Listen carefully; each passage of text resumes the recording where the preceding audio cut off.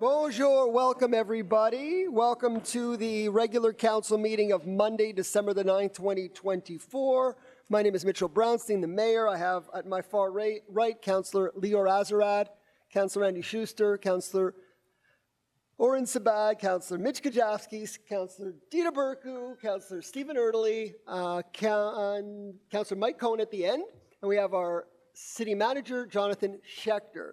We also have Gay, our Director of Legal Services and City Clerk, and we have Daryl Levine from Communications, Director of Communications. So, how the meeting is going to go tonight is, first we're going to ask Councillor Cohen to adopt the agenda with an additional item added to the agenda, a resolution at the end.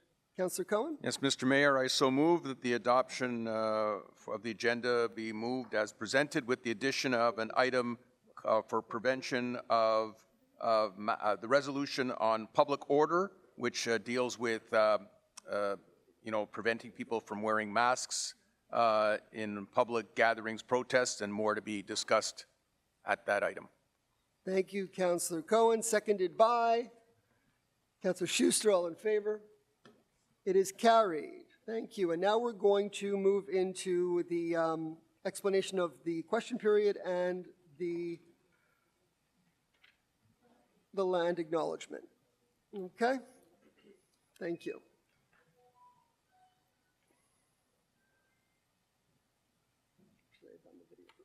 Justice, devoir du souvenir, liberté culturelle et inclusion sont des valeurs chères à la ville de Côte Saint-Luc. Nombre de nos résidents et leurs descendants ont construit leur vie ici, après avoir fui des situations difficiles ailleurs. Le Canada a été leur refuge.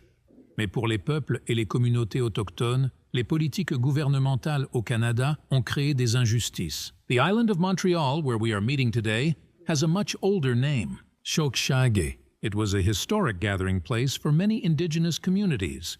It was also the site of diplomacy, including the Great Peace of Montreal. Nous remercions la nation Gagnou-Geaga, également connue sous le nom de la nation Mohawk, pour son hospitalité sur un territoire non cédé. We must acknowledge the past, so that we can move forward in a spirit of collaboration and reconciliation.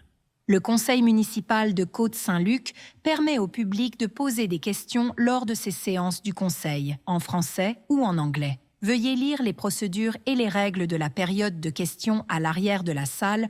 Enfin, il est interdit d'utiliser un langage violent, offensant ou irrespectueux pour poser une question au maire.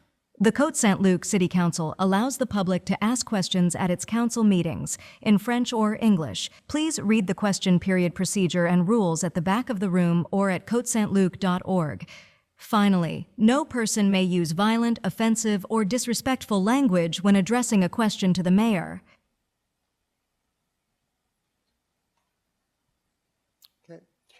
Okay, so before we start question period, we're going to be showing a video that was sent to Valerie Plante that is, I think, pertinent to some of the questions that may be coming forth this evening. So I'll let you play the video and then I'll make my comments. Thank you.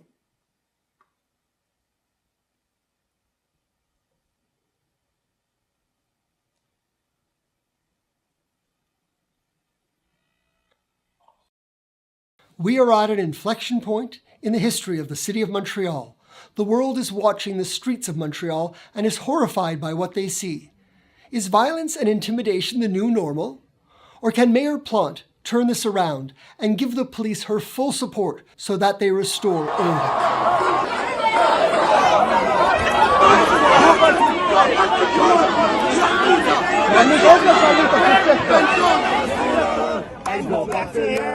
They were screaming, "Go back to Europe," for about 5 minutes. And I told them, guys, my family is from Iraq. Les manifestations de l'année dernière ont été un test pour la police de Montréal. Leur stratégie actuelle de maintien de l'ordre ne fonctionne pas. Pourquoi les forces de police provinciales et d'autres forces de police en dehors de l'île de Montréal procèdent à des arrestations et mettent fin aux manifestations alors que c'est le chaos à Montréal? When the Jacques-Cartier Bridge was shut down, the Sûreté du Québec came in to clear the bridge. When Via Rail trains were delayed by pro-Palestinian protesters, the Longueuil police force used their emergency intervention unit to clear the tracks. In Montreal, the tone at the top is wrong. Mayor Plante must start sending a message to change the policing strategy of enforcement. Je veux qu'il soit clair que je fais référence à la stratégie de la police face aux manifestations violentes et non aux policiers ordinaires, ni à notre poste de police neuf, qui est très présente dans notre ville. Ils ont procédé à des arrestations rapides après que des personnes ont placé des cocktails Molotov sur mon terrain, un acte criminel qui avait comme but de causer des dommages et d'intimider la synagogue voisine. The strategy of the Montreal police is to avoid conflict in the face of demonstrations. This police strategy is a choice. It has failed, and it must change. The strategy tolerates certain illegal behaviors, such as blocking a street, or graffiti on cars and buildings, or occupying university areas. It even tolerates protesters who violate a court injunction requiring them to keep a distance away from Jewish institutions. By tolerating violence and hate, this strategy allows haters to intimidate innocent people. This happened repeatedly in Montreal over the past year. It happened on March 4th, 2024, when protesters surrounded the Jewish Federation CJA building.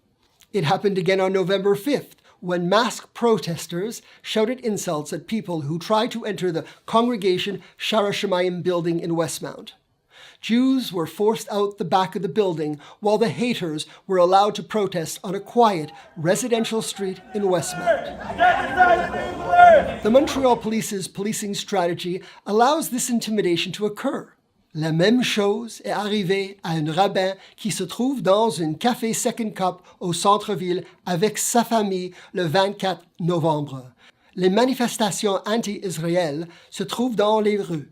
Comme le rabbin porte une kippa, un policier lui a demandé de partir car il craignait un conflit. The Montreal police are allowing for the normalization of anti-Semitism, where masked men and women hurling insults are allowed to march through the streets while a Jewish family in downtown Montreal has to leave in case their mere presence triggers a potentially violent mob. Masked men and women shouting insults and threatening Jewish families should be confronted by police. Police should be wearing body cams like in Toronto to catch on-camera hate speech and violent threats. La question de maintien de l'ordre n'est qu'une partie du problème. Nous devons trouver une solution à la violence, à l'extrémisme et à la haine anti-juive dont nous avons témoin au cours de l'année. La police doit être prête à agir de manière décisive pour maintenir l'ordre. We need the federal government to review the bail rules to avoid a recurrence of the unacceptable situation we experienced earlier this year, where a group of people were arrested before they could allegedly firebomb synagogues before the start of the high holiday of Rosh Hashanah, but then were let out on bail a few hours later, just as families were going to synagogue. The city of Côte Saint-Luc is supporting the reinstatement of the anti-mask bylaw, which was struck down in 2016. The police are asking for it because violent protesters are taking advantage of masks to hide their identity after committing violence. We need this anti-mask bylaw reinstated without delay. We also support the call for a coordinated action to address the alarming rise in anti-Semitism across the country. La première étape chez nous est de faire en sorte que la police écoute notre demande de changer la stratégie de maintien de l'ordre. En tant que mairesse de Montréal, Valérie Plante doit utiliser son autorité pour mettre fin au chaos, à la destruction de propriété, à la violence et aux menaces de violence et à la haine dirigée contre la communauté juive. We terrified them. We will make them afraid. We will make them uncomfortable. We will get in their way until they understand and they realize that we will keep doing so and they will have to give up. Okay, so that video message along with the text was sent to Mayor Plante and all the members of the Council of Montreal, opposition and regular leaders. And today we're going to be passing a bylaw. But before we do the bylaw, we're going to have question period, and then we'll deal with the bylaw. Okay. So the first speaker is Michael Hollander.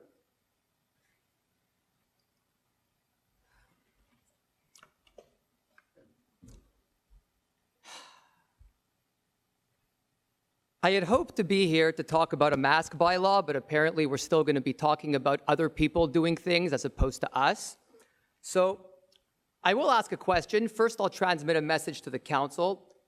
I had hoped that the time for tomfoolery was over. Apparently it's not, but that will not stop me from holding you accountable over the next 11 months until you're replaced. It is sad that we spend more time talking about cats and making videos during particularly challenging times. Now, to the mayor, I ask about your video. I don't know what's so funny. What's funny? Okay, perfect. So in regards to the video which you posted, did Valerie Plante reply to it?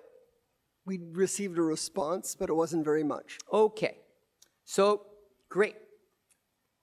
Will you withdraw that video that you posted to Facebook on Thursday and which received 10 likes and which embarrassed your community? Will you withdraw it?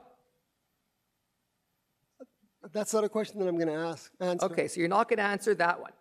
What about that video at the end of the video, the one of SPHR? Because the funny part, Mr. Mayor, is that you and I both used that video. I used it to get an injunction at Concordia on October 2nd. You used it apparently to fearmonger. So my question to you, will the mayor stop fear-mongering? Will the mayor lead from the front as opposed to the back, or in the mayor's case, from his keyboard on Facebook? You're not asking me any questions. Will you lead, Mr. Mayor? That's not a question. So why won't you pass a mask bylaw yourself? That's a question. Why won't you pass That's a mask bylaw? Why a resolution? Oh, you finally asked the question. Will you lead? I asked multiple questions, Mr. Mayor. The fact that you choose not to answer them does not mean that I did not ask a question. Please keep the Will timer you lead? on, and at 3 minutes, please follow the rules, whatever they are. I think they've been read. I've been well less than 3 minutes, Mr. Mayor. Will you lead? Where are we at now? Well, we're probably at about 2 minutes, and we'll probably have violated about three of the rules about the demeaning questions to the mayor. Right. So Will you lead? You're breaking the code of ethics that we have played for you. You're supposed to be respectful at a council meeting. You're not being. Will you lead, Mr. Mayor? You're going to be asked to leave. You won't get any questions answered because you're being disrespectful. Will in you your lead, approach. Mr. You're Mayor? not- I do not. I've been mayor for 9 years. I don't have to be told to lead. I am very well respected by my community, my council, and my staff. That's so your I do not opinion. have to be told to lead. Thank you. In terms of the mask bylaw, we were going to be passing a resolution. You can sit down. It's fine. I won't sit down, actually. I'll stand until You you're can done. stand up and listen. We will be passing a resolution that speaks for itself, asking for the agglomeration of Montreal, which governs the whole island, to pass a anti-mask mask bylaw so that we can see the face Let's of talk individuals. again once I hear the resolution. So that police can see the face of the individuals and make proper arrests based on identification. But that will be in the bylaw. And You should withdraw the there'll be other video because it things. embarrassed your community. Okay. Thank you. All right. The next question is Michael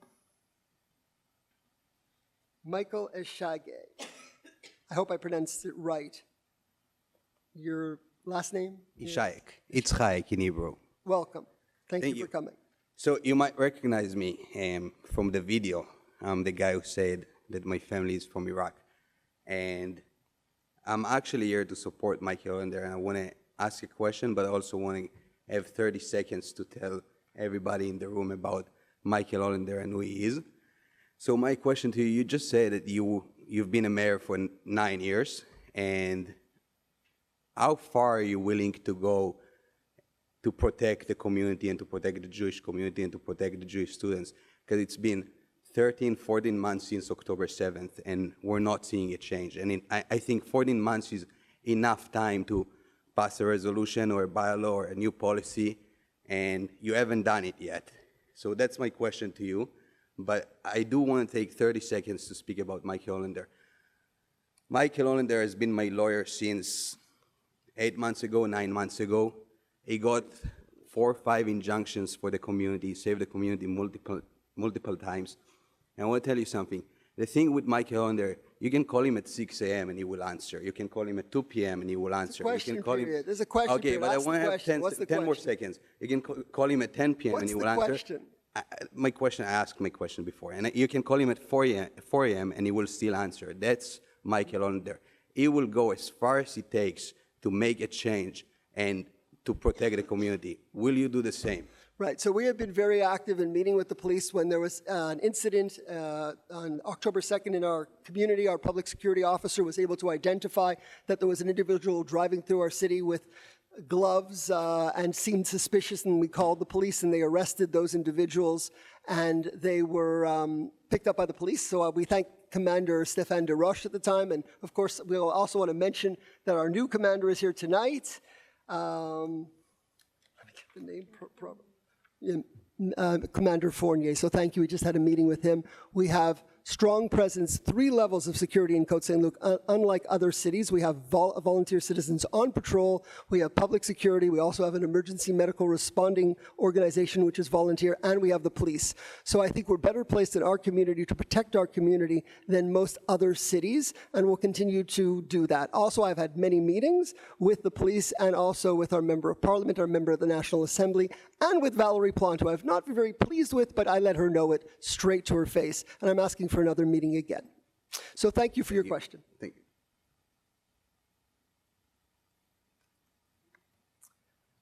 Okay.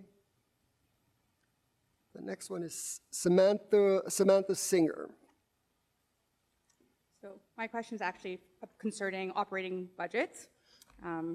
So looking at the slides and listening to your presentation last week, there's a 10% increase funding for public safety, whereas recreation's at 13% for public safety.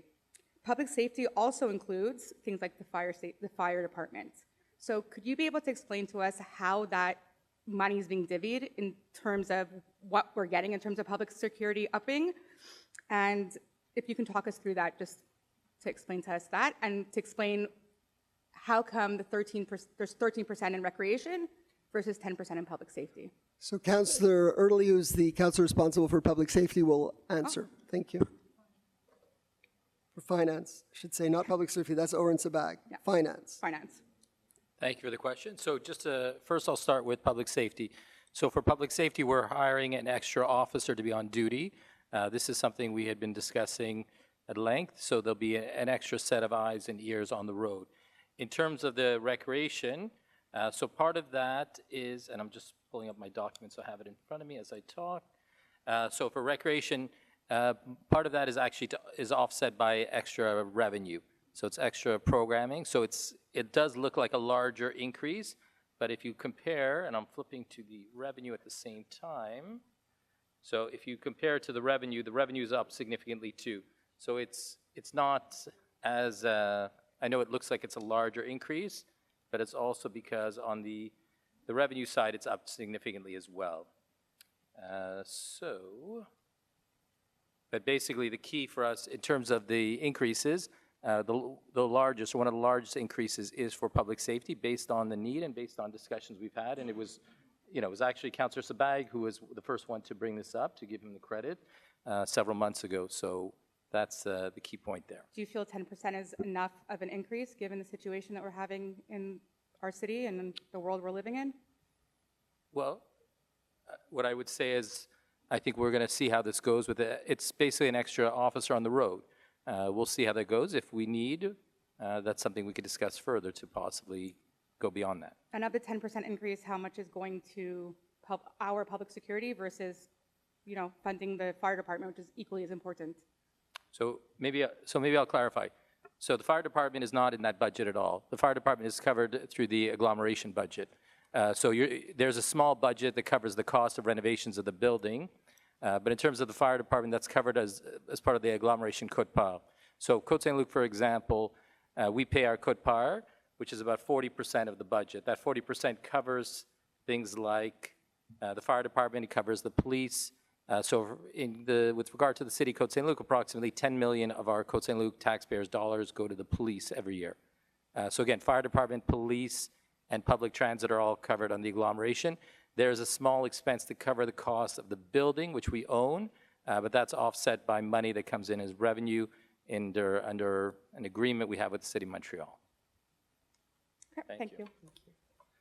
Okay, the next questioner is Eshayag Michael or Mikel? Oh, you did it already? Okay, so I don't know why I have that. Maybe it was twice, right?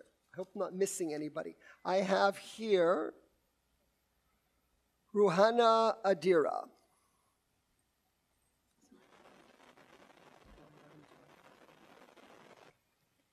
Hi, my name is Rehana Adira, and I'm a Muslim student at McGill University. I've also been regularly harassed by masked protesters, including the night outside of the Shar, where a group of about 10 to 15 haters is the word I'm supposed to use, looked me in the eyes and called me a terrorist, screaming my name. Days later, the same protesters were outside my apartment, and it scared the shit out of me, for a lack of better words, and we had to file a police report.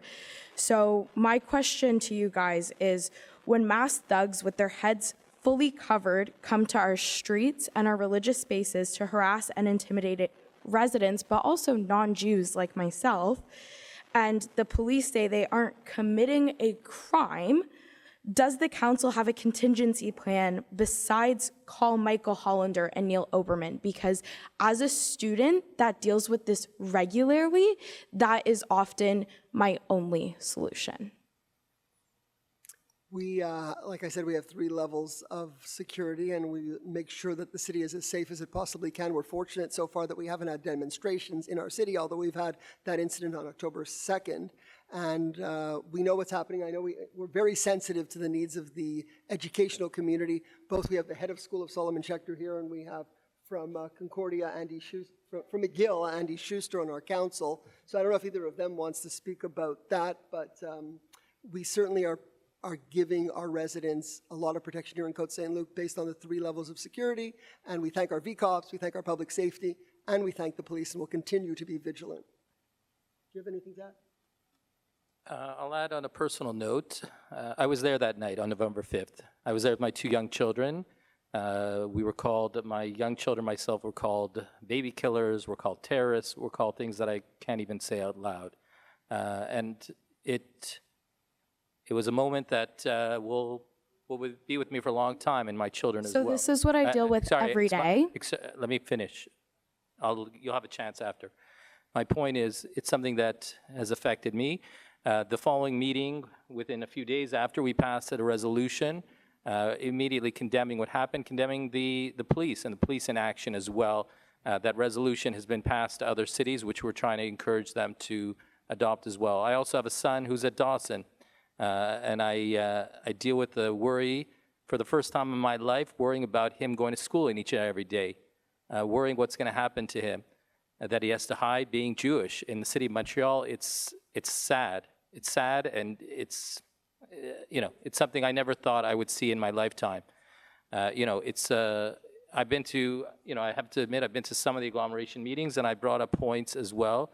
We are not happy, and if anything, we are one of the few cities that is speaking up. We're one of the few cities that's speaking up to talk about what Mayor Plante is doing or not doing.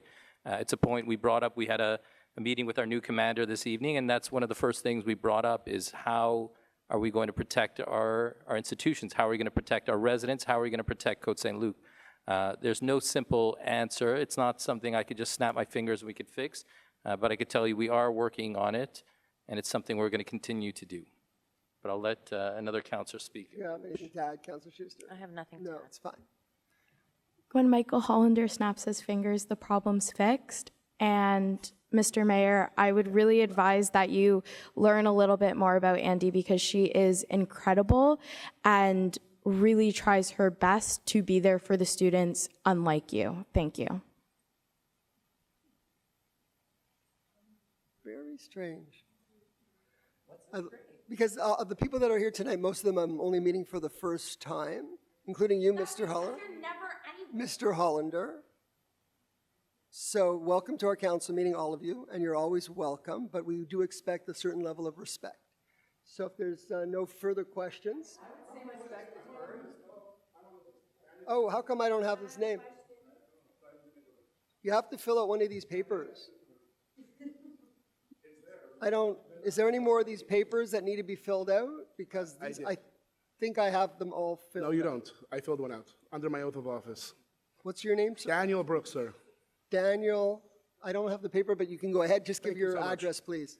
5696 Edgemore. But I did fill it out. I don't know why I didn't get it, but She's nodding her head in the corner. if there's any more papers, please bring them forward, but please go ahead. Just give your address so that you So can mark I'm it. going to ask my question first because you want the question straight, and then I'll give you the context. So my question is, Mr. Mayor, how has the council coordinated with other governmental authorities regarding security?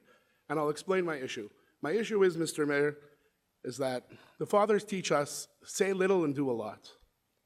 My kids are Orthodox Jews, so am I, so is my family. My entire life of 40 years, I was never scared to walk in the streets of Côte Saint-Luc. For the past year, I tell my kids to put a baseball cap on or to put their keep in their pockets because the city does absolutely nothing. What do I mean? And what do I mean? Did you see on social media when a man went into a store on St. Catherine Street and said, I'm coming to Côte Saint-Luc to kill all the Jews? It did not, of course, we saw it. We What reported was it to the done, police. Mr. Mayor? Well, it was reported to the police right away. Who cares? They said that they're going to be following up, but it did. They but said. Listen, what do you... Mr. Mayor, I'm going to sit down after... Your son, I hope... I have 3 sons. All and your a daughter. sons are more than welcome to walk the streets with a kippah in Côte Saint-Luc, and they should not be afraid. We have 3 levels of security, and so far, thank God, it's been relatively quiet in our city. Mr. Mayor, my 9-year-old child's in grade 4 in Hebrew Academy. When he saw that video, you know what he told me? Let's call Michael Hollander. Have a good day. Thank you. Okay. Do we have any more papers for any other speakers? I know. I'm very excited. Thank you for that. Thank you for coming. Mr. Hollander, thank you for coming. You're all, shh. Everybody is welcome here, but please be respectful. This is not, when you come to a council meeting, and you're always welcome, you're supposed to ask questions in a respectful way. We have another speaker, which is Julia Korkos. Hi. This is my first council meeting, so apologies if I don't follow You're all the welcome. rules. My question is for security, for the police, and for what the city is doing and working in conjunction with the SPVM and Valerie Plan. I myself am a lawyer who work in downtown Montreal. I've worked for almost 9 years between downtown and old Montreal. I can say with certainty that the last year, and I am not someone who is afraid to speak up, I'm a proud Jew, I'm a litigator by trade, and I'm not afraid of anyone or anything. But there's one thing that I'm afraid of when I walk in the city of Montreal, and I find that even in Côte Saint-Luc now, it is hateful, it's disgusting, and I don't know what the representatives, what the mayor is doing, and what impact he has at a larger level, like at the Montreal level. Like, how are Jews being impacted working downtown? I have my bosses who operate out of the US who tell me, are you okay in Montreal? Don't go downtown. It's a nightmare. It's embarrassing for us to be living here. It's embarrassing for us to be paying taxes towards the city of Montreal, towards the city of Côte Saint-Luc, when we see in action. Orin, I thank you for your help, because after October 7th, there was a lot of shady situations going on, whether it was in Côte Saint-Luc, at large in the city of Montreal. I spoke to Orin. I told him, what do we have in terms of public security? I think you had told me at the time we had 2 cars, okay? 2 public security agents, which is holy. We just turned, we have another one. I understand you have a 3rd. Our schools, our synagogues. You asked the question. I got your question. I understand. Our Armand, because I got it already. Chief, what is the police going to do to ensure our safety? I am sick and tired of hearing Fatty Dagger saying, living in an alternative reality, saying that the protests that happened 2 Friday nights ago were nonviolent, non-hateful. They were all of the above. They were disgusting. They were embarrassing. My family operates a business with a a lot of Muslim employees, they were embarrassed. My family grew up in Morocco. My parents are immigrants from Morocco. They grew up side by side with Jews. This never happened. This is hate. This is tolerance for hate. A rabbi who was told to leave downtown by a police officer is unacceptable. And this needs to be raised to the City of Montreal, to the mayor. We are all taxpayers, to everyone. We've worked, we've contributed to the city. Our parents have come with $5 in their pockets, built businesses. Okay, It's I think we're at 3 unacceptable. minutes. It's So, unacceptable. The police, the poste I think we're at 3 minutes. needs to Yeah, work no. with us, needs to be a pickup drop-off of daycare. What are they doing? Sitting on Fleet and Netherwood giving out tickets every Monday I got morning? your question. So number one, I have a question. I have a question for you. Go ahead. And it's very important to me, this question. And I'd like it for anybody else here. Yeah. I want to know, and I want it to be recorded. Yeah. Not necessarily if you have it even today, but any day, because we need to know.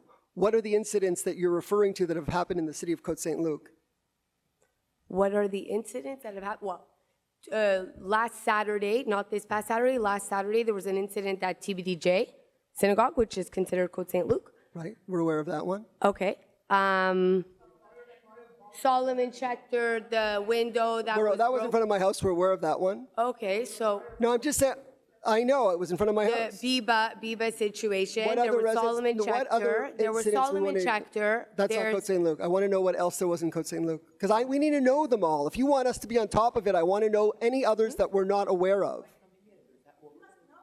Well, those are the two that I know of. No, but I'm saying I want to know. Well, that was, okay. If your children are walking through the streets of Côte Saint-Luc and they're not safe, I want to know why, who's intimidating them, and what is happening. Okay, well, the school situation, Solomon Schechter. That is not in Côte Saint-Luc, first of all. But I want to know. It's on Côte Saint-Luc. I understand. It's not in It's Côte not Saint-Luc. Côte Saint-Luc? No, it's Okay. not. I want to know what are the problems that are It's on happening Côte to your Saint-Luc. children, because we're very aware of the situation in Montreal. My father-in-law was a Holocaust survivor. I went I back to understand. Auschwitz. Everyone has a story. I get it. I'm talking now. Okay. When my mother was a child, she said when she went to St. Agathe, she saw a hotel there that said, no Jews, no Yeah. dogs. And she never thought that that could return to this country. And Right. none of us did. And we're all extremely sensitive to the situation of what has happened. My grandfather came to Canada, his entire family, except for his brother and his sister. Parents, brothers, siblings, they were all killed. We know about genocide, and we are fighting it as hard as we can and ensuring the safety, my job, and I think we're doing it well with the 3 levels of security in Côte Saint-Luc. And they're doing their job, the police. So they're for doing their example- job. We know what's happening on every street and in every synagogue. I work very closely with Rabbi Pupko. I'm working very closely with all the synagogues in our city, and we're ensuring the safety of our kids at school and in our synagogues and on our streets, and we want them to feel free to roam our streets. So I have a But we're very sensitive to the concerns of Montreal. Right, so I have a question. Every single semi-private school, because they're all semi-private Jewish day schools, in Côte Saint-Luc need to hire private security. How come we can't have help from the city to have public security at our synagogues, outside of our synagogues on Saturdays? Okay, especially after we have the incidents that happened at Biba. We work with the public security that's hired by the synagogues and the schools, and we have the cars driving through the city. To be honest, I've been a parent now for schools for 3 years. In the last year, let's say, I haven't seen SPVM, and I haven't seen SPVM is honestly has failed us. Not true. Failed Not in Côte us. Saint-Luc. Failed us, and I will repeat it louder and louder. Failed us. Not in Côte Saint-Luc. And they have failed us. They have failed us. When I call to say that I see the Eve of Rosh Hashanah, a Muslim man that looks weird for 2 days in a row, and the woman at the dispatch is telling me, de quoi il a l'air? For 5 minutes, I'm being asked questions. I don't want to racially profile someone because it's not in my nature. You passed your 3 minutes, but I want to have it on record for my commander. Yeah. That we're very pleased and thankful for all you have done for the residents of Côte Saint-Luc, and we're very proud of Station 9, who has responded quickly whenever we've called. So thank you very much. Okay, do we have any other questioners? Very proud of other people doing things for you. Go ahead. I just want to add a point. First of all, I appreciate all of you coming. I appreciate the enthusiasm. What I'll share with you, and Councillor Burku can speak to this as well, and the mayor. I sometimes go to the agglomeration meeting. I guess it was, I'm looking at my calendar, November 29th, I went to the police commission releasing the budget. There were at least a dozen questions. 10 of those questions were from pro-Palestinian protesters. 10 of the 12. One was, truthfully, I didn't even understand what one of them was about, and then there was me. I was the only one there. What I would say is, I love the enthusiasm. I hope that you'll come when it's the Montreal Police Commission budget, when it's the Montreal Police Commission having their report, when it's the agglomeration meeting, because I can tell you, I've been to agglomeration meetings, again, where 10 questions in a row were from pro-Palestinian protesters, and I had to listen to it, and at the time it was Mr. Norris, anyway. Alex Norris, who was the leader of the House until I said a few things, but my point is, my hope is that you'll come to some of those meetings and with the same enthusiasm, the same passion, because that is what we need. That's what will help, because otherwise it's 10-1 every time, at least every time I've been. And Go ahead, Councillor Burku. Why don't you just stop making it about yourselves and figure out what you can do for your constituents? Right, okay, so here's the thing. I want to just follow up on what Councillor Erdely just said.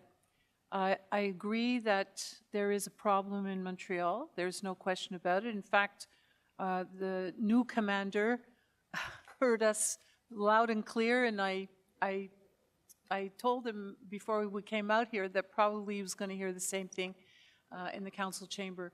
But you know, we're talking to ourselves here. I mean, seriously, there are agglomeration meetings that go on every single month, and it started right after October 7th, and it got very, very bad towards the end of last year, and every time I go, and they don't let 10 people talk anymore, and now it's only 3, but there's at least 3 and sometimes 4 are asked to speak, and it's always pro-Palestinian, pro-Hamas, defund the police. This is the major point now, defund the police. And, you know, there's too much policing going on. That was what was asked at the last commission. And it would be nice if some of you came to the agglomeration meeting at the City of Montreal, because the councillors there are really not at all aware, most of them, of what is going on. It's not their reality. It's our reality. It's our reality. I'm just telling you that it's not our house. It's not our house. It's not a debate here. I'm just going to go on. You know, I'm just telling you that there are issues, but we have one more question. I think this council has adopted, and that's what council does. Council acts by resolution. We have public security, we have VCOPs, we have all the services in place, but we also act by resolution. And this council has passed more resolutions than any other council. When it was McGill and Concordia, we passed resolution. After Charlemagne, we passed resolution. Tonight, we're going to pass resolution. That's the way council You're not acts. allowed to. No, you're not allowed to speak out of turn, sir. You're not allowed to speak out of turn. I'm not saying anything. Okay, all I could say is I want to make it a little. I want to make it a little clear. And I'm speaking to all of you guys. We're 8 Jewish councillors and a Jewish mayor, and you're all on our same team. We're all on the same team. Yes, you're not allowed to talk now. It's my turn. We're all on the same team. You're not allowed to talk now, Michael. You're not allowed to talk. You're not allowed to talk. You're going to speak next. She never gets to speak, but you will speak next, my wife. She'll speak next. She's allowed. She's allowed. Excuse me. This is my turn. So you had your turn. I didn't open my mouth. Now it's my turn. She put her name up. Okay. I don't have a question. I want to... If you don't have a question, Mr. Hollander, you're not allowed to speak. I have an answer. Because I happen to be a person... Elaine, you have to address me. What's that? You have to speak to me. address your husband. Address me. Go ahead. Address your husband with your She's getting really aggravated. You're getting my wife really aggravated. That's not good, but shh. Go ahead. Elaine, shh. Can you get rid of him? Get rid of him. Mr. Hollander. I have never stood at this podium. I have never stood here. the last thing you want is to throw them out. Okay, just, Okay. Elaine, make it short, please. Make it short. I will make it short. I will make it very clear. I happen to be the person upon whose property Molotov cocktails, 2 Molotov cocktails were left. Matter of feet away from where my grandson was, okay? I have camera footage that the police, and I had 6 vans, police vans, outside around the corner of my house the entire day, October 2nd. That was Erev Rosh Hashanah, the day of Erev Rosh Hashanah. I was standing at the kitchen sink cooking and preparing, and I looked out and I see a huge group of police officers, okay? It was our public security officer who saw these people across the street in Trudeau Park wearing gloves. She realized something was wrong. She alerted the police, because our public security can alert the police, but they can't make arrests, okay? It is thanks to her that these 5 people were picked up with incendiary devices in their car. Later, 2 Molotov cocktails were found on the outside of my fence. Again, a matter of feet away from where my grandson was. Okay, excuse me.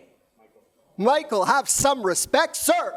You know, don't talk again. It could very well be one of your kids. Don't talk again, sir. You can have him removed.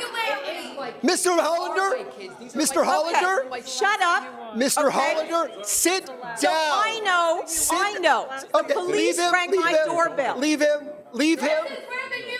Sit down. Shameful. Sit down, sir. Goodbye, sir. It's all about you. Thank you, sir. The police, I will tell you exactly what the sir. police did for us. The police went through my camera Have some respect. footage. All of you should be ashamed. Have some respect. That was my grandson near those Molotov cocktails. Have some respect. This is not right what you did tonight.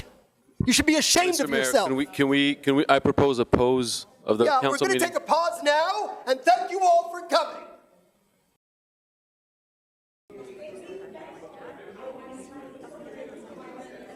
Okay, ladies and gentlemen, we're starting the meeting. We're starting a meeting. Okay. Shh. Okay, we're going to go to the first item. enough. Please. Enough. Item number 3, Councillor Cohen. Councillor Cohen. Shh. Approval of the minutes, Councillor Cohen. Sit down, Councillor. Approval of the minutes. Can public security please bring order to the room so we can continue to do city business? The show is over. Approval of the minutes, Councillor Cohen.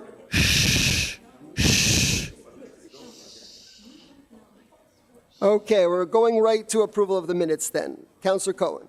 Suburban picked a good week to go to Florida. We'll do it at the end. Let them wait. Where the reporter is tonight. I hope he's out at a club, not watching it online. Well, you want me to read the resolution? I so move that we approve the minutes from the regular council meeting of November 11th, 2024, and the minutes of the special meeting of November 20th, 2024. Moved by Councillor Cohen. And if people have to talk, can they please go outside the room? Elaine or anybody else, if you have to talk, please go outside. Anybody who wants to talk, feel free, but outside, please. Not inside. Not inside the room. Moved by Councillor Cohen, seconded by Councillor Schuster. All in favor? Anyone opposed? The minutes are carried. We move to item number 3, any business arising from the minutes. You're still talking in the room. Excuse me, you're going to have to leave. We're missing some councillors. That's okay, we have a quorum. We're open. Business arising from the minutes, none. Shh. Item number 5, departmental reports. Councillor Schuster. Thank you, Mr. Mayor. The monthly departmental reports for November 2024 be and are hereby approved as drafted. Moved by Councillor Schuster. Any discussion?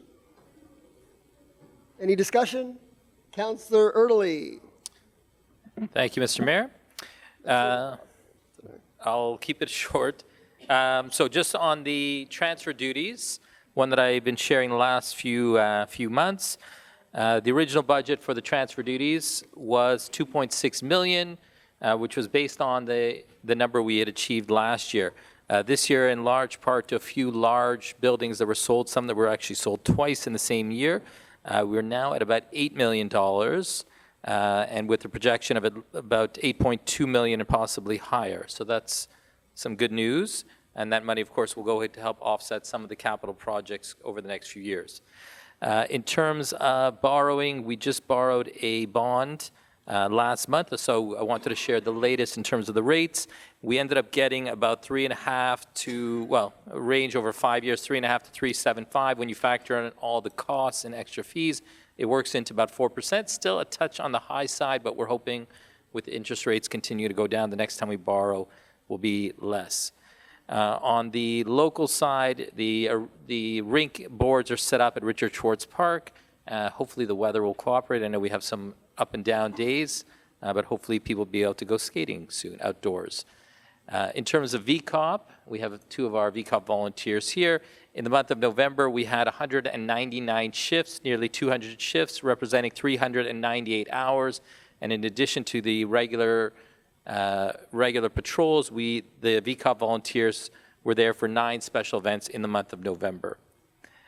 In terms of the budget, we had presented the budget last week, but the budget will be adopted on December 16th, so next Monday at 6 p.m., and next Wednesday, December 18th at 6:30, we'll be adopting the rates. And finally, in terms of the unpaid taxes, these are taxes that were due actually almost 2 years ago. We have 19 properties left on the list. We hope to have that reduced to 0 very soon, as has been the case in the last 18, 19 years. Comparing to last year, at this time, there were 33, so it's about half. So that's a good sign there. And again, hopefully the rest will be cleared up soon. And those are some of the highlights. Thank you. Okay, Councillor Cohen. Yes, I have a few things to say, but I wanted to just say something about this. I don't know what I'd even call it, what just went on in this room. But I do want to say in my district that I'm very proud to be the counselor for the last 19 years of Beth Chabad CSL. And Rabbi Raskin, who is a leader in our community, had 2 major events at his synagogue this year. And thanks to the agreement of council and our public security and our police, he was able to have those events with such tight security that nothing of problematic happened. I live right around the corner from the shul, and people walk from blocks and blocks almost every day, but certainly during the holidays, wearing their kippas and wearing their religious symbols without any fear. They are thankful for the fact that we have the support that they get. We went for Simchat Torah, the members of council, to Rabbi Raskin's house. We had public security block the street. We all danced on the street up for many hours. People on my street were celebrating Sukkot. They were dancing on the street throughout. We did a naming for Alexander Look Park in my district, which the mayor spearheaded. We had the entire street blocked off. We had public security. Nothing is perfect. We've had incidents in Côte Saint-Luc, but thank goodness we haven't had any of the incidents that have been occurring at McGill, at Concordia. We're on the alert. I know that the mayor, Councillor Burku, and Councillor Erdely, who go to the agglomeration meetings, have tripled their workload in terms of going to special meetings. And what we saw tonight from people who are upset fuel your anger towards the city of Montreal. The mayor of Montreal was on Monklin Avenue last summer, and I was there, and Edwin Brownwell, who is not Jewish and walks around Côte Saint-Luc and the community with a big Israeli flag, and he was assaulted this summer, and he's suffered PTSD from it, but he's still doing it. Edwin Brownwell went up to Mayor Plante, introduced himself, and let her have it. You know what? How many people are letting Mayor Plante have it besides the politicians? Because I tell you one thing, Mayor Brownstein, Councillor Burku, and Councillor Erdely are letting her have it. So was Councillor Edery from Hampstead. And you know what she did when he let her have it?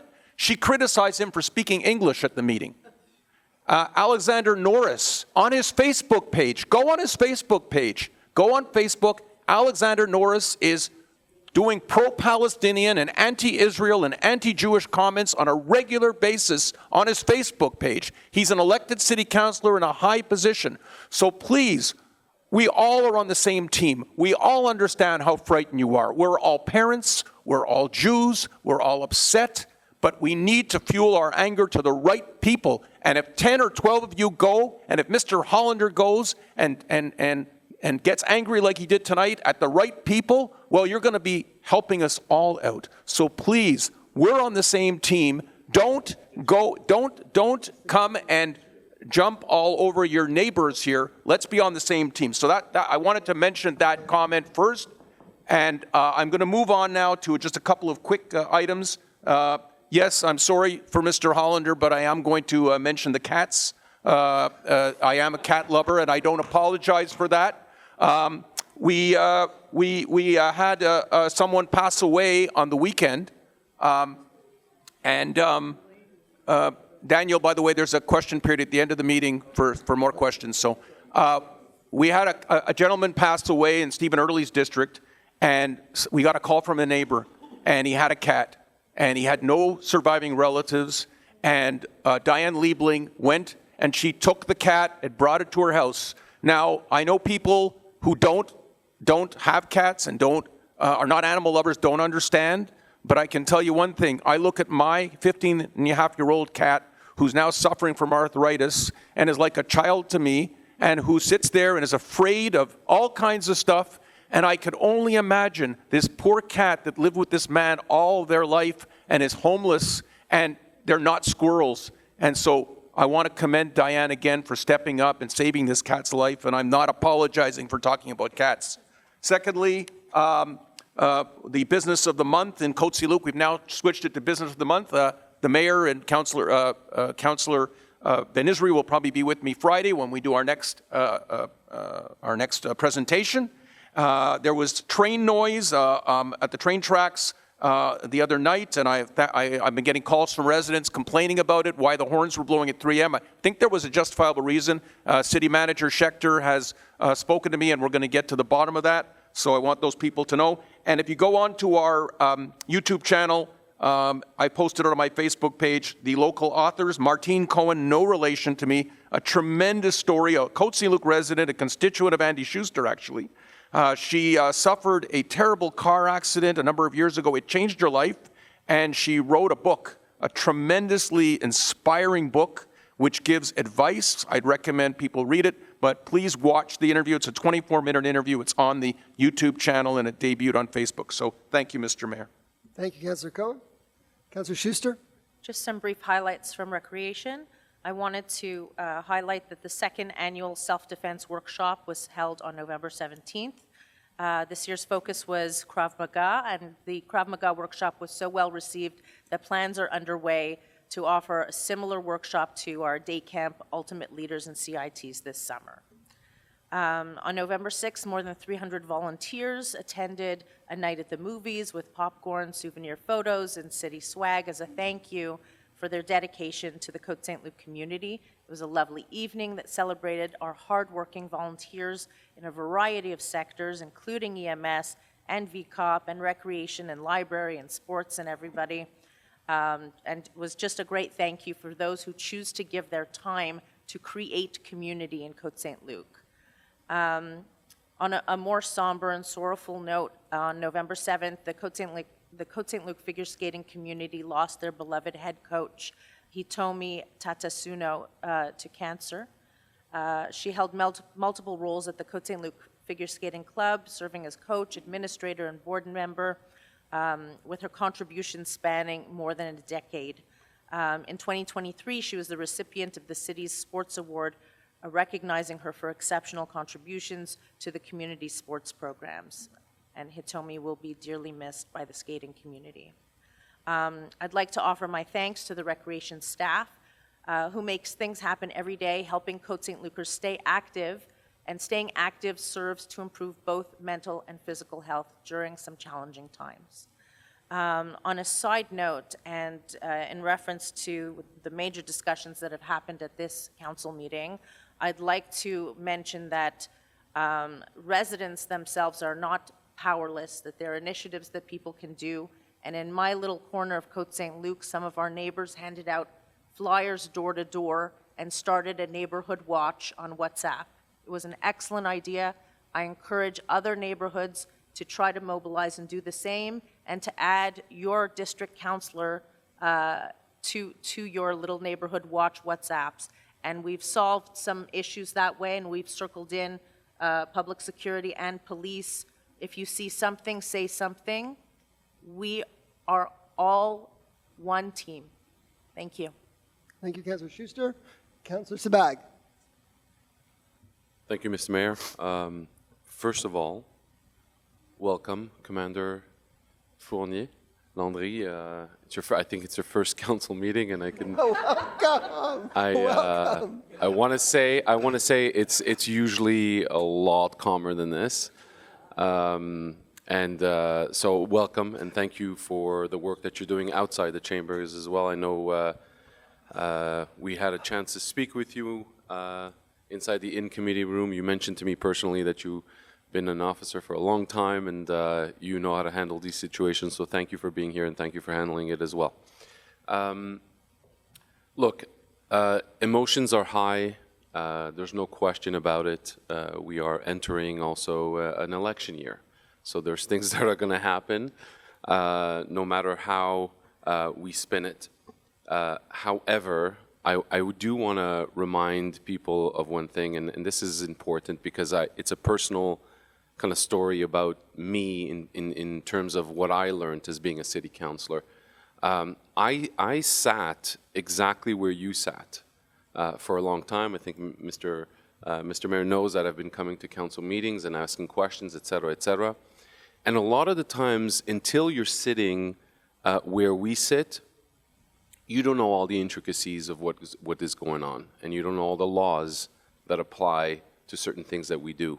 And you also don't know what the reach is and how far that reach is. As much as we want to be able to do as much as we can, it sometimes is limited, and rightfully so. We're not trained to be police officers. Our public safety officers can be anywhere from a deterrent factor to calling it in like they did at TBDJ so well at 2 o'clock in the morning, by the way. That was a late night shift that was caught, and it was handed over to the police, and they did their job extremely well. One thing that I know, I also have 3 kids, sir, and I raised them here. And I'm going to tell you something. We're very lucky to be in Côte Saint-Luc. We're very, very lucky. And my kids take the bus, and there's Palestinian's flag, and then my kids take me pictures, show me pictures and everything, and they're not scared. They're not going to instigate, but they're not scared, right? I welcome having a chat with your kids as well if they're scared of being around Côte Saint-Luc. But let me finish. I'm talking. No, but I understand. But I want to finish my thought because we listened to you guys, and we did a very respectful job. And unfortunately, the way things are, right now I have the floor. So I would like to say this, that we are lucky. We are lucky to be in a safe city, even though some people might not think so. Councillor Early mentioned that, I asked for an increase of budget in public security, and everybody here unanimously agreed. And by the way, public safety is not just public security, right? Our budget involves EMS, involves VCOPs, involves a whole bunch of other things that are that have a whole layer of security that you might not be seeing. So, on that front, I'm going to say this. We will continue to do the best things we do for the city and the people of the city of Côte Saint-Luc. Nobody's going to stop us, and nobody's going to scare us. You can come here and yell all you want. For me, I will stand here and with the power that we have in this council, vote on as many resolutions, even though you think they don't have an effect. We'll vote on it, and we'll continue doing what we do. And I want to thank you for coming here today and voice your opinion. I will go on my public safety report and talk about quickly the certain statistics. So many of you are here today. Maybe Commander wants to hear this, but we get about 1,000 calls at our dispatch center, for which we respond in less than 8 seconds, which is a huge progress that we've had over the years to make sure that people do not wait too long while we have to answer some of your complaints or some of your needs.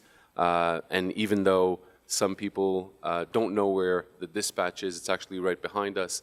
And they do a 24/7 job in making sure that we respond to every single call coming from residents. Speaking of calls coming from residents, we've also had an opportunity to rejuvenate our fleet of vehicles.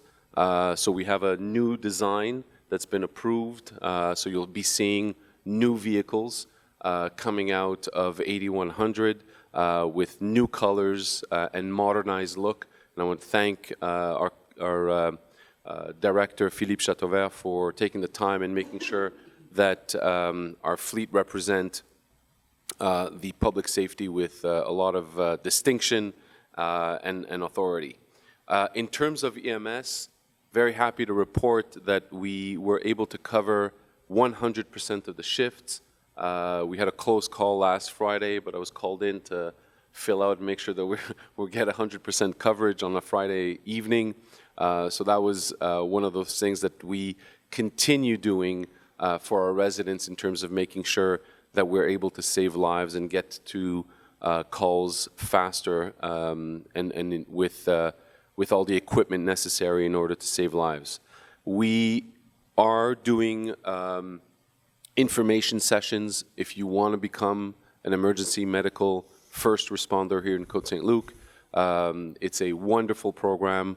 It's intensive, but for people that are interested, I welcome people to go on our website and find out a little bit more. And I'll be happy also to show you around 8100 or ride along next time I'm on an EMS shift.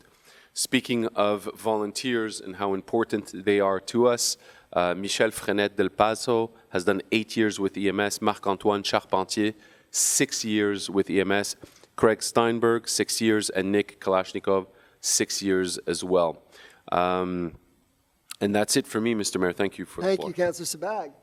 Anyone else? Councillor Burku. Yeah, thank you very much, Mr. Mayor. So I just wanted to mention that the city will be holding a public information session on the DeCarry Square area, the master plan and DeCarry Square site, Wednesday, December 11th at 7 p.m. at DeCarry Square. And it's also going to be on Zoom. I hope that we're going to get some participation from the neighborhood, because there are a lot of questions that have been raised, and we're looking forward to it. The developers will be there as well with their traffic experts, so it should be a very interesting evening. Thank you very much. Thank you, Councillor Burku. Anyone else? That's it? Okay. So it's been moved and seconded. All in favor? Anyone opposed? Departmental reports are carried. And now we move to Finance and Information Technology. Councillor Erdely. Thank you, Mr. Mayor. Be it resolved that the Côte Saint-Luc City Council approves the attached list of disbursements for the period of November 1st, 2024 to November 30th, 2024 for a total amount of $3,831,787.09 in Canadian funds, and that Treasurer's Certificate number 24-0115 dated December 2nd, 2024 has been issued by the City Treasurer attesting to the availability of funds to cover the described expenses. Moved by Councillor Erdely, seconded by Councillor Azarad. So I'll just mention briefly, this is I would say sort of an average month, slightly below average in terms of disbursements. The two largest items are for snow removal and for our water contract. Thank you. Thank you, Councillor Erdely. It's been moved and seconded. All in favor? Anyone opposed? It's carried unanimously. We go to item number B. Councillor Erdely. Thank you, Mr. Mayor. Be it resolved that Bylaw 2643, entitled Bylaw 2643, concerning the tarification of water services for non-residential movables in the City of Côte Saint-Luc be and is hereby adopted. Moved by Councillor Erdely, seconded by Councillor Azarad. Any discussion? So I'll just mention briefly, so this is basically to charge for water based on consumption rather than evaluation. This will apply to non-residential properties, so for example, shopping malls, CP, office buildings. This will only come into effect in 2027 as we're still working on finishing a few of the water meters, and also we want to basically prepare in terms of the shift, but it's the trend moving forward, and this is also, I should say, a requirement of the provincial government. Thank you. It's been moved and seconded. All in favor? Anyone opposed? Carried unanimously. Go to number C. Councillor Lee. Thank you, Mr. Mayor. Be it resolved that the Côte Saint-Luc City Council hereby awards a contract to ITI Inc. for the purchase of 3 servers for an amount of $66,645.36, plus applicable taxes, that the described expenses shall be financed in whole from the city's working fund and be amortized over a period of 5 years, that the city shall provide every year out of its general fund a sum sufficient to repay the loan back into the working fund, that the Treasurer's Certificate number 24-0111, dated December 2nd, 2024, has been issued by the City Treasurer attesting to the availability of funds to cover the described expenses, and that the City's General Counsel be and is hereby authorized to sign the contract and all other related documents. Moved by Councillor Early, seconded by Councillor Azarad. Any discussion? So I'll just mention briefly. So this is to purchase 3 servers to replace existing ones that are out of date. The price for each is actually about $20,000. However, the original price was for each, I should say, was closer to about $100,000. So we got a significant discount, and this is mostly due to the work of our treasurer and IT department, and we're actually purchasing it through the CAG, the Centre d'Acquisition Gouvernementale, which is a public group tender through the provincial government. So we were able to save nearly 80% of the costs. So this is quite a coup, and again, these servers will support the city for the next 5 to 10 years. Thank you. So it's been moved and seconded. All in favor? Anyone opposed? It's carried unanimously, and we move to the next section, which is human resources. 7A, Councillor Sabag. Thank you, Mr. Mayor. Be it resolved that the City of Côte Saint-Luc approves the hiring of Ernest Manga as a public security agent, part-time auxiliary white-collar position, effective October 28, 2024, that the Treasurer Certificate number 24-0109, dated November 28, 2024, has been issued by the City Treasurer, attesting to the availability of funds to cover the described expenses. Moved by Councillor Sabag and seconded by Councillor Schuster. Any discussion? No, this is again one of those hiring of public safety and security agents for our team, our great team. Terrific. Okay, so moved and seconded. All in favor? No, anyone opposed? Carried unanimously. And we go to item B, hiring of auxiliary employees, Parks and Rec. Councillor Schuster. Thank you, Mr. Mayor. Be it resolved that Côte Saint-Luc City Council approves the hiring of the white-collar auxiliary employees whose names are listed on the document titled Auxiliary Employees, White Collars Hiring, dated November 28, 2024, and that said employees' terms of employment will be as per the conditions of the collective agreement. That Treasurer's Certificate number 24-0110, dated November 28, 2024, has been issued by the City Treasurer, attesting to the availability of funds to cover the above described expenses. So it's been moved by Councillor Schuster, seconded by Councillor Kajowski. Any discussion? Just to mention that it's 4 lifeguards for the ACC. Okay, I used to be a lifeguard. Moved and seconded. All in favor? Carried unanimously. And now we go on to C, Councillor Erdely. Be it resolved that the Côte Saint-Luc City Council approves the appointment of John Siasia as the Secretary of Administrative Services effective November 26, 2024, and that Treasurer Certificate number 24-0108, dated November 28, 2024, has been issued by the City Treasurer, attesting to the availability of funds to cover the above described expenses. Moved by Councillor Erdely, seconded by Councillor Kajowski. Okay.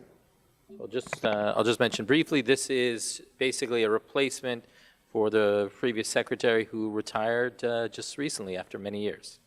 Thank you. So it's been moved and seconded. All in favor? No Those opposed? Carried unanimously. We go to D, E, and F. Councillor Burku. Thank you, Mr. Mayor. Be it resolved that Côte Saint-Luc Council approves the termination of employment of blue-collar employee number 3798 effective November 7th, 2024.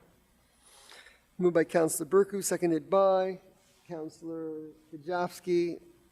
No discussion for these. Okay, these were all terminations before their probation period. Moved and seconded, all in favor? Carried unanimously. E. So now I'm on item E. It's just the number didn't seem to change. Hang on a second. Didn't change for me.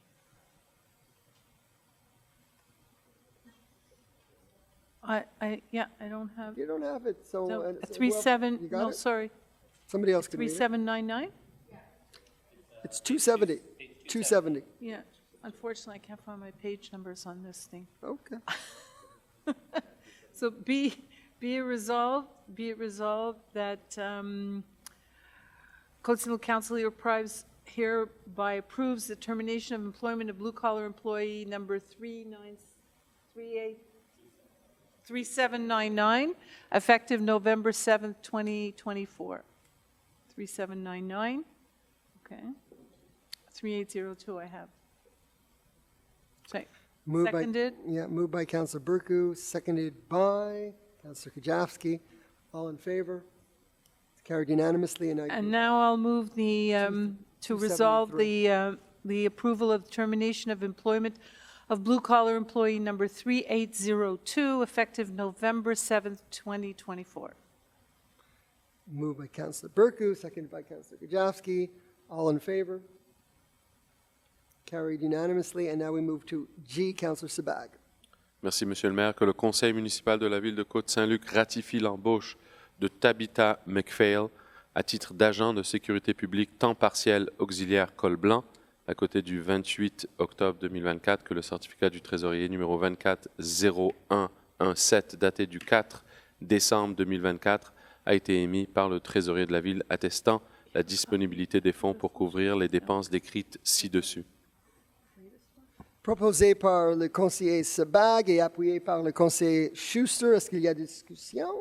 Non, c'est encore un autre agent de sécurité qu'on ajoute à notre merveilleuse équipe, cette fois-ci en temps partiel auxiliaire. Okay, so it's been moved and seconded. All in favor? Carried unanimously. And now we go to legal services. This is for the city clerk, Pascali Tanguay, to read. Thank you. Merci, Monsieur le maire.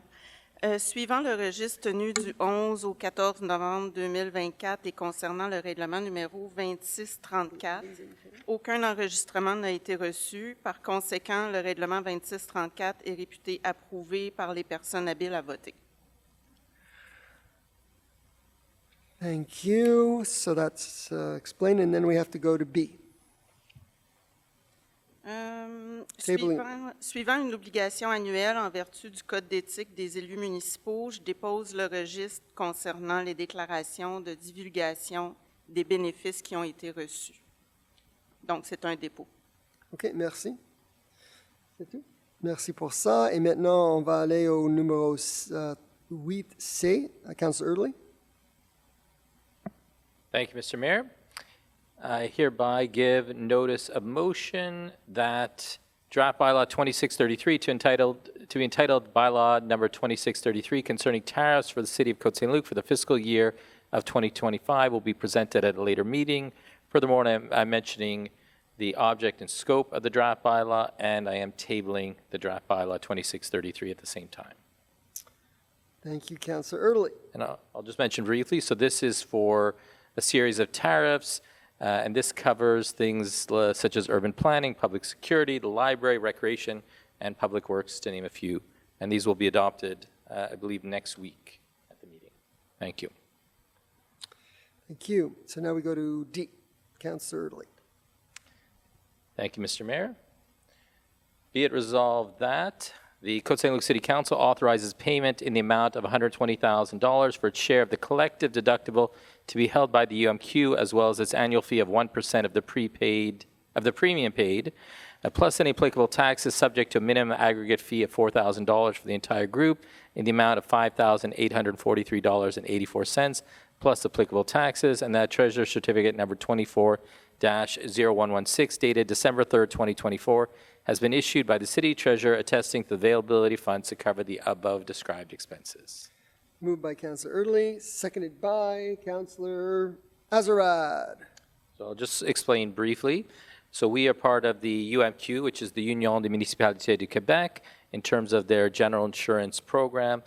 So this is basically what we have to pay as part of the 1% of the premium paid and our share of the collective deductible. It's something we do on an annual basis. Thank you. It's moved and seconded. All in favor? Carried unanimously. And we move to item E. Councillor Cohen, pecuniary interests.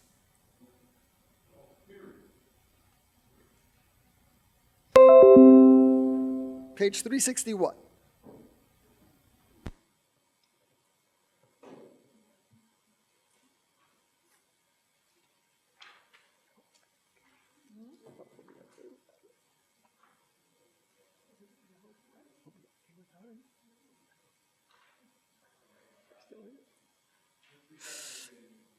It's page 361, yeah.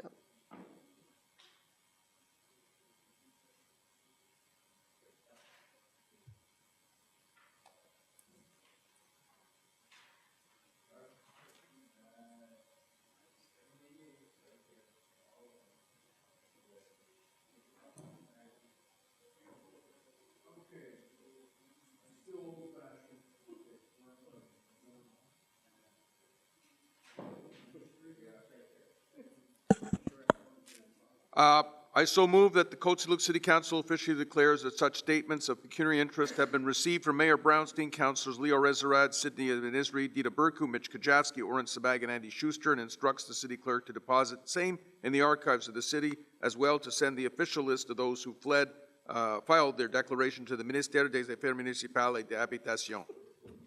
Very good speed reading. Moved by Councillor Cohen. Making up for lost time. By Councillor Erdely. Any discussion? All in favor? Carried unanimously. And then we go to an item F, Councillor Burku, I believe. The settlement of the court. Thank you. Wow, it's a long resolution. I'm just going to read the conclusion. Okay. Be it resolved that the preamble of this resolution, including the definitions contained therein, shall form an integral part of the proceedings as if cited hereinafter at length, that the Côte Saint-Luc City Council hereby agrees to settle the aforementioned proceedings, I'll mention what they are, for an amount of $7,089.64, called the transaction, to be paid out to plaintiff by defendant, the whole pursuant to the terms and conditions agreed upon by the parties, that council hereby authorizes any of the following individuals to sign any document to give effect to the foregoing settlement: the city manager, the director of legal services, or the general counsel. The council further authorizes the Court of Quebec to homologate the transaction. I'll just go back a little bit and just give a little bit of the context. The City of Côte Saint-Luc filed proceedings against the City of Montreal bearing file number 500-22-28-3840-240, collectively known as the proceedings. The preamble of the Civil Code of Procedure is, wow, I'm not going to read that part. Whereas, you don't describe the proceedings at all. That's interesting.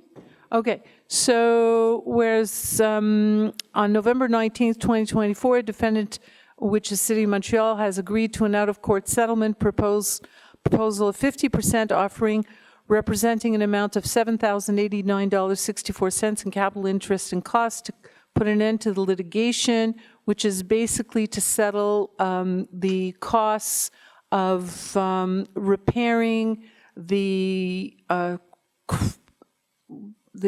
median, which is at the corner of Cavendish and Côte Saint-Luc Road. So the city of Côte Saint-Luc did the work, and we asked the City of Montreal to contribute for half of it because It was partially on their territory and our own, and the electrical work that had to be done was basically due to the wires and that needed to be repaired on the City of Montreal side. So this was a dangerous intersection, and now the crosswalk is a little more safe because we've removed the obstacles that were in the way. I think, yeah, they showed both pictures. Okay, so proposed, I therefore propose the settlement. It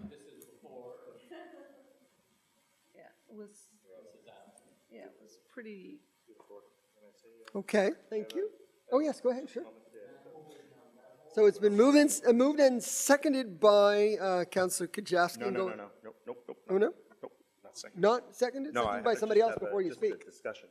Someone second, Steve? Who's seconding it? Councillor Early, and now you can speak. Okay, so I'll be voting begrudgingly in favor of this. However, I would just respectfully suggest that in the future that collaborations between the City of Montreal and Côte Saint-Luc on our shared territory or territory just adjacent to us be responded to in a timely fashion.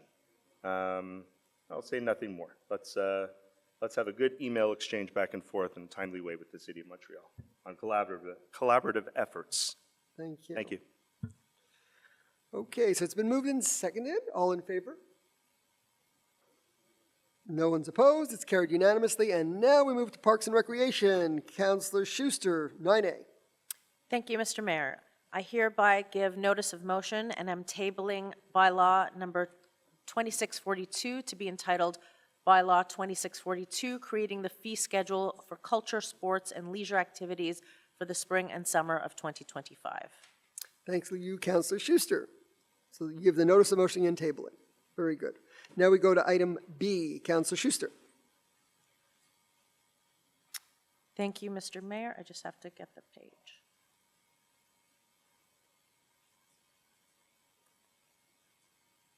Okay. Be it resolved that Côte Saint-Luc City Council hereby awards a contract for the purchase of chemicals for pools to Aldest Inc. for an amount of $178,841.50 plus applicable taxes, including the option years.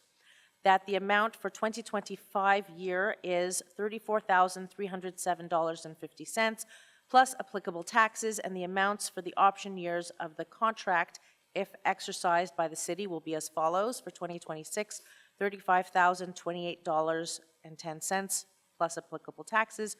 For 2027, $35,762.70 plus applicable taxes. For 2028, $36,497.30 plus applicable taxes. And for 2029, $37,245.90 plus applicable taxes. That the city reserves its rights in its discretion to exercise the optional years 2026, 2027, 2028, and 2029. That treasurer's certificates will be issued in the month of January of each year of the contract by the city treasurer to attest to the availability of funds to cover the described expenses.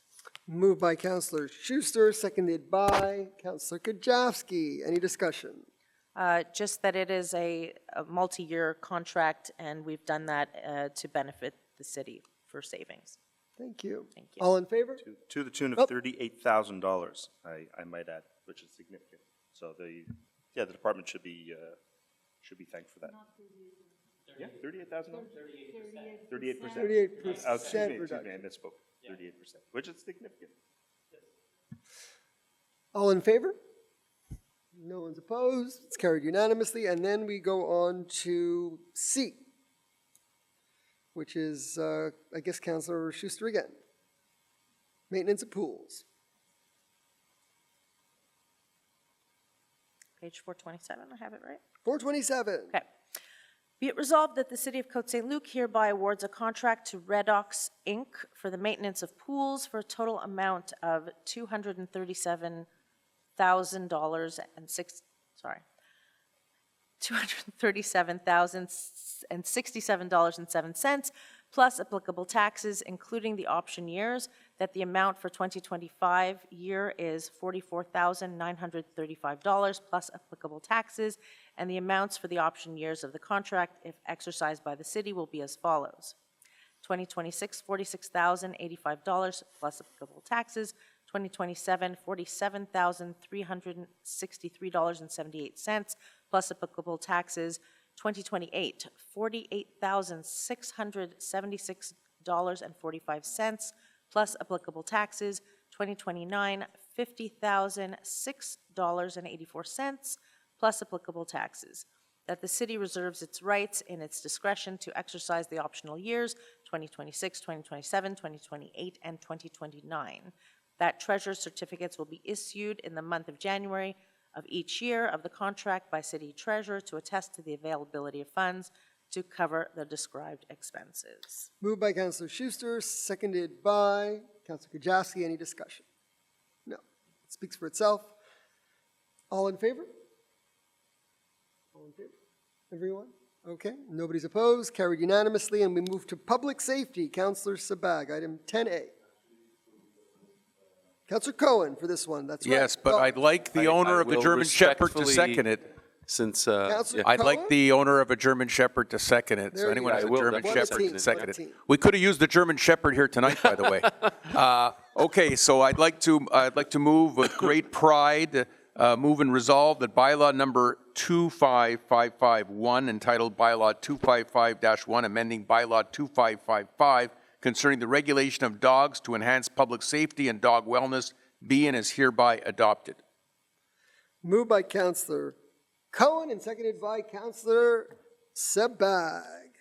I'd like to speak on it, Mr. Mayor, please. Yes, please. Well, yeah, go ahead. Thank you. So first off, I want to thank Jean-Marc Dubois, first and foremost, Philippe Chateauvert, of course, our director. They paid a lot of attention to this very important issue. Jean-Marc was charged with drafting the new bylaw, and on top of, he is a dog owner, so he has a lot of personal attention to this issue. He came with me to the dog run on a number of occasions. We met and we spoke with dog owners. I want to thank Jonathan Goldman and Anna Katz, who helped me run our dog owners committee, and Tamar Hertz, who has been a good member of our committee because she's not a dog owner, and she was there to represent the views of people who don't have dogs, including identification in the parks where dogs are not allowed, because dogs are allowed in certain parks, large parks. I think we've done a really great job. So the bylaw has a lot of interesting things in it. One point is that every keeper of a dog must obtain an annual license issued by the town and provide the following documents. And that's the name and contact information, the usual stuff, veterinary records.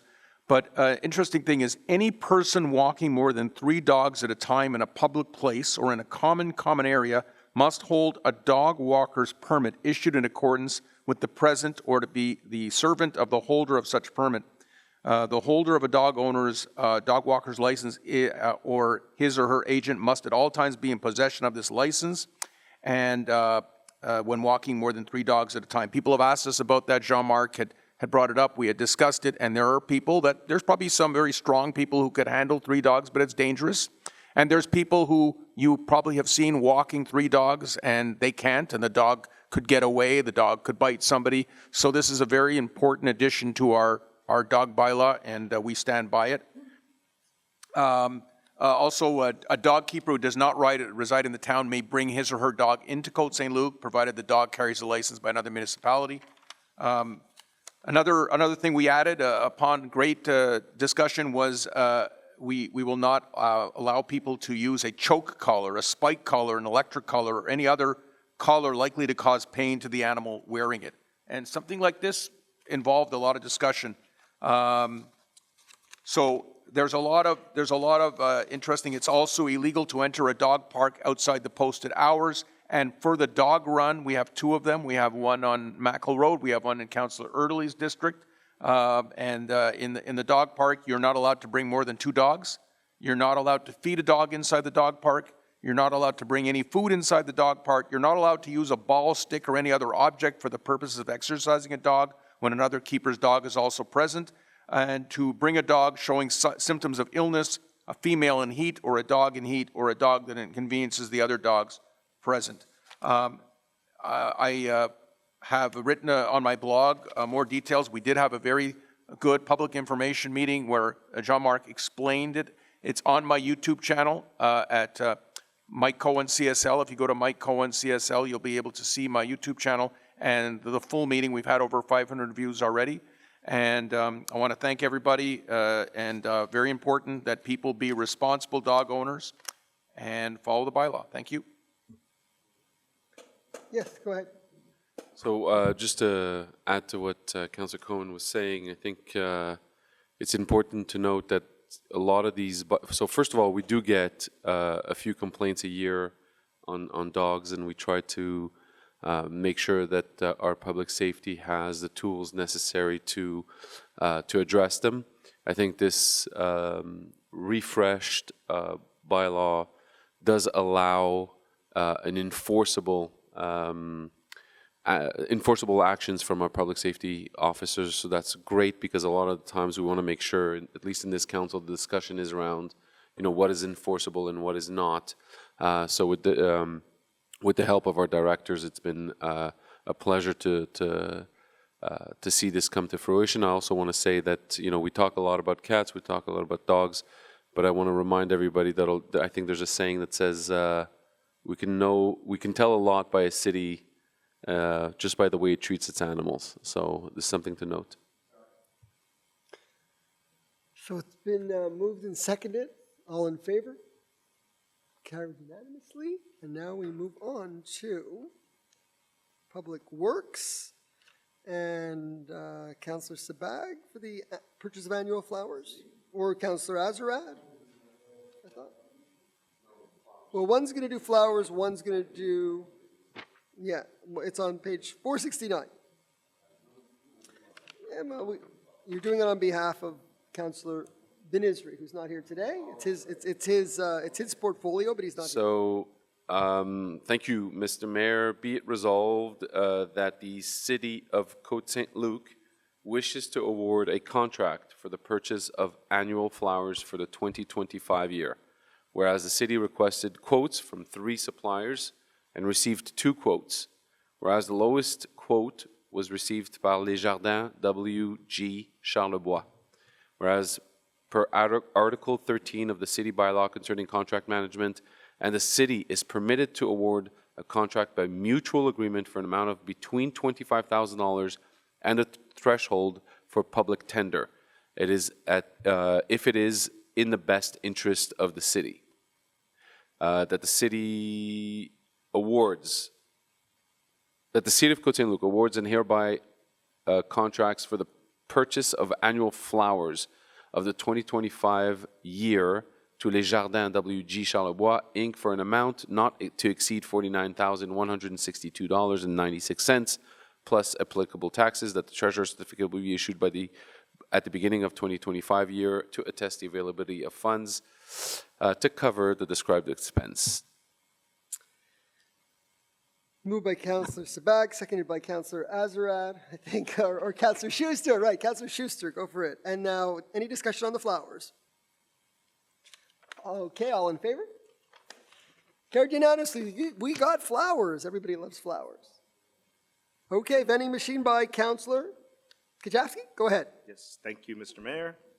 Be it resolved that the Côte Saint-Luc City Council hereby awards a contract for the rental of a vending machine for employee safety equipment to Worth Canada Limited for a period of 3 years, starting January 1st, 2025, that the yearly cost for the software required to manage the vending machine will be $700 per year for a total of $2,100 for the entire term of the contract, that the city commits to purchase a minimum of $20,000 per year worth of inventory from Worth Canada Inc. from the vending machine, for the vending machine, for a total of $60,000 for the entire term of the contract, that a treasurer's certificate will be issued at the beginning of each year for the contract to attest to the availability of funds to cover the described expenses, that the city hereby appoints the city's general counsel to sign the agreement with Worth Canada Inc.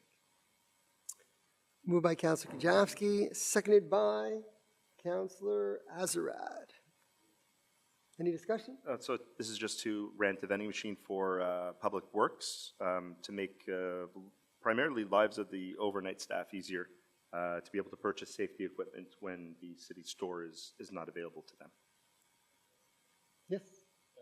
Councillor. Just maybe a correction. I don't think they're actually purchasing. It's renting. It's free. It's free use for safety goggles, for earplugs and masks and that, gloves and so on. To That's what I perform mean. their jobs. Yeah. So it's been moved and seconded. All in favor? No one's opposed. Carried unanimously. We go to the minor exemption, 12A. Councillor Kajewski, I think. Or you don't want to do this one? No, say more. It's okay? Yeah, no, I'm all over this. Love it. Okay.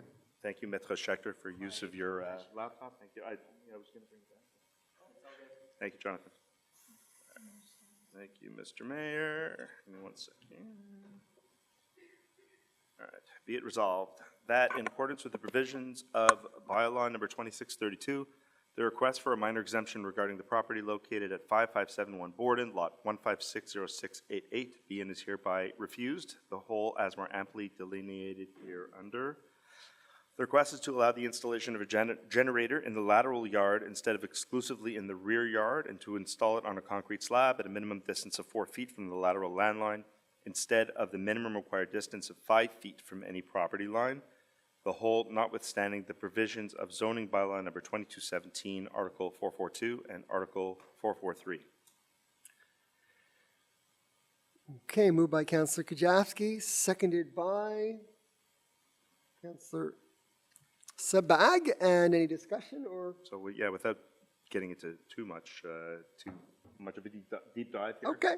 This is to refuse the minor exemption request for an individual living on Borden to have a generator in their lateral yard or their, by the side of their house, adjacent to their neighbor's house, instead of in the backyard where it would cause, I guess, less disturbance. So when we look at minor exemptions, we look at, as Councillor Burkuk kindly pointed out a few weeks ago, we look for a balance of prejudice and who would be more prejudiced by a decision that we make in council. And in this case, it was decided that the prejudice would be more against the neighbor as opposed to the homeowner. So we always try to find a balance with minor exemptions. In this case, I guess, for lack of a better term, deciding in favor of the neighbor and of upholding our bylaw.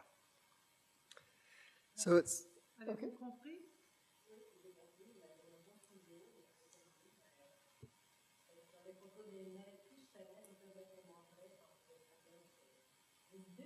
La demande a été refusée, madame. J'ai compris ça, mais je voulais vous dire. Merci. J'apprécie beaucoup. D'accord. This is the neighbor. Okay, so it's been moved and seconded. All in favor?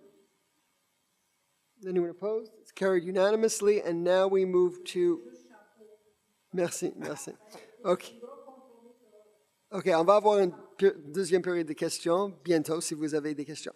OK, and number 13 is stance at the AGLO, and then we have the resolution to pass. So, Councillor Sabag. Thank you, Mr. Mayor. That the Council take the following stance in view of any agglomeration council meetings to be held in January 2025 as follows: to authorize the Mayor or his duly authorized replacement to make any decisions he deems necessary and in the best interest of the City of Côte Saint-Luc and its residents regarding the items on the agenda of the agglomeration I can't say it, Aglo Council, to be held in January 2025 based on the information to be presented during those meetings. I don't know why I couldn't say it today. Moved by Councillor Sabag and seconded by Councillor Schuster. All in favor? Carried unanimously. And now we're going to do one final item, which is the resolution and other business. But before I do it, I just have to say, and I'm emotional about this, but I have to say a big thank you to this entire council. I'm saying it for you, not for anybody in the audience. You are such an honor and privilege to serve with. Each one of you has empathy, courage, kindness, and you are just a pleasure. We sometimes disagree on items, but we're always respectful to each other. You don't find that in every council or in every level of government, but here in Côte Saint-Luc, you guys shine in terms of the way you treat each other, and I hope that's an example for others. We do our best. So thank you all for everything you do, and now, thank you. I really appreciate it. And now I am going to move on to the resolution that we are passing tonight. which is a resolution for a bylaw on the prevention of disturbances of the peace, security, and public order on the use of the public domain. Whereas, since October 7, 2023, there have been more than 450 demonstrations in Montreal, where the majority related to the Middle East conflict. Whereas there have been numerous acts of violence and hate crimes linked to these demonstrations, including on March 4, 2024, in front of the Federation CJA of Montreal building, on September 30th in front of Concordia, and on November 5th in front of the Shar Shemaim synagogue, whereas during these demonstrations, illegal behavior was observed, such as street blocking, graffiti on cars and buildings, or occupation of university areas, in addition to hateful and violent language. Whereas the police are limited in their intervention based on the fact that the demonstrators do not announce the exact location or itinerary of their march and demonstration, and for the most part are masked while uttering hateful language and engaging in intimidation. Whereas it is the responsibility of the municipality to legislate laws and regulations on the prevention of disturbances of the peace, security, and public order, and on the use of public property in order to facilitate the work of police officers in protecting participants and residents during demonstrations. Whereas it is desirable to find concrete ways to better equip the SPVM police officers to deal with these violent demonstrations in order to protect public order and safety, as well as the rights and freedoms of participants and the general public. Whereas in an interview on QUB Radio on November 25, 2024, SPVM Police Chief Fadi Daguerre stated that the law enforcement could be better managed with better technology, including body cameras and computer technology to retrieve all footage. Whereas ICI Radio Canada published an article on November 28, 2024, in which Yves Francoeur, president of the Montreal Police Brotherhood, explains that the City of Montreal has not presented legislative amendments to compensate and give new tools to the police since bylaw P6 was invalidated, and calls for demonstrators to be forced to be unmasked. So I move, and it is seconded by the entire council, I believe, that the City Council of Côte Saint-Luc asks the Council of the Agglomeration of Montreal to adopt a bylaw to ensure the peaceful and safe conduct of demonstrations, promoting the safety of all participants and population included. That among other measures, this bylaw should provide the police with the necessary tools to enforce the criminal code when demonstrations become illegal gatherings, and prohibit participants in such assemblies or demonstrations on the public domain from having their faces covered without a reasonable cause, the whole according to prescribed criteria and conditions. So it's been moved and seconded. All in favor? Carried unanimously.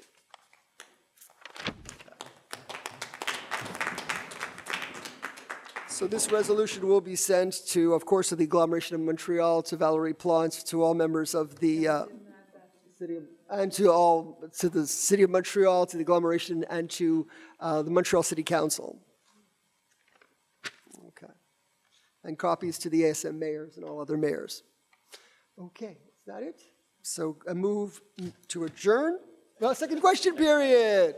Second question period. Does anyone have any further questions? You're welcome to ask. Merci beaucoup. Merci beaucoup. Merci pour être avec nous aujourd'hui. Merci. Merci. Merci. Okay, so motion to adjourn? So moved. Moved by Councillor Sabag, seconded by Councillor Schuster. All in favor? We are adjourned.